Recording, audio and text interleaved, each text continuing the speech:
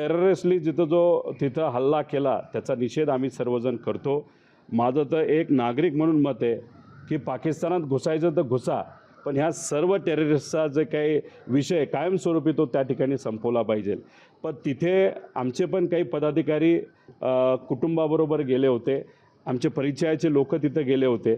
त्यांच्याशी संपर्क साधल्यानंतर, काही नागरिकांशी संपर्क साधल्यानंतर त्यांनी हे सुद्धा सांगितलं की जे जम्मू काश्मीरचे नागरिक आहेत, जे मुस्लिम आहेत, कुणी गाडी चालक होतं, कुणी गाईड होतं, त्यांनी इथून जे लोक तिथे गेले होते, जे अडचणीत होते, कुणी घरी घेऊन गेलं, कुणी मदत केली, कुणी बाहेर काढण्यात मदत केली. त्यामुळे तिथे मदत करणारे सुद्धा भारतीय मुस्लिम होते. त्यामुळे टेररिस्ट काय करतात याला उत्तर कसं द्यायचं हे कुठेतरी सरकारने ना आपण सगळ्यांनी तिथे ठरवलं पाहिजे. पण आमचं नागरिक म्हणून मत आहे की पाकिस्तानात घुसा, पण या टेररिस्टचा तिथं हे करा.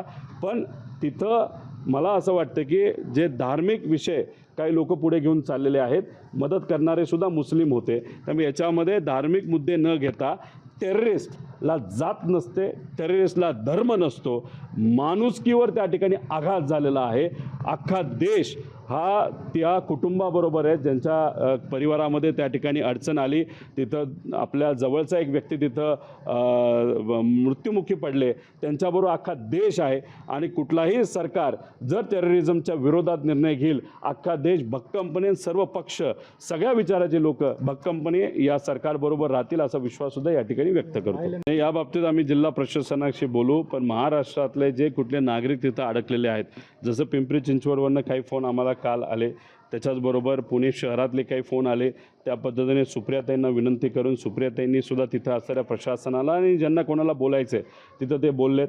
राज्यातलं जे सरकार आहे त्याच्यामध्ये सुद्धा आपण बघितलं असेल की भाजपचे नेते वेगळ्या पद्धतीने प्रयत्न करत आहेत, त्याच्याचबरोबर शिंदे गटाचे नेते आपापल्या पद्धतीने प्रयत्न करत आहेत, त्याच्याबरोबर दादांचा गट वेगळ्या पद्धतीने प्रयत्न करत आहे. म्हणजे सरकार एक असलं तरी पक्ष वेगळे असल्यामुळे वेगळ्या वेगळ्या लेवलला ते प्रयत्न करत आहेत. आम्ही विरोधात असलो तरी आम्ही आमच्या लेवलला प्रयत्न आहे. पण जे कोणी लोक तिथं अडकलेले आहेत त्यांना लवकरात लवकर परत आणण्याची जबाबदारी ही आपल्या सगळ्यांची आहे. त्यासाठी एकत्रित येऊया. सरकार आणि विरोधक हे वेगळं न समजता आज आणीबाणी जी देशावर त्या ठिकाणी आलेली आहे ती आपल्या देशाची आहे. त्यामुळे कुठलाही भेदभाव न करता एकत्रित येऊन आपल्या लोकांच्या हितासाठी जो कुठल्याही भागातला असला तरी त्यासाठी प्रयत्न करणं ही आपल्या सगळ्यांची जबाबदारी आहे. लोकशाही मराठी ऐका, पहा, जागरूक रहा.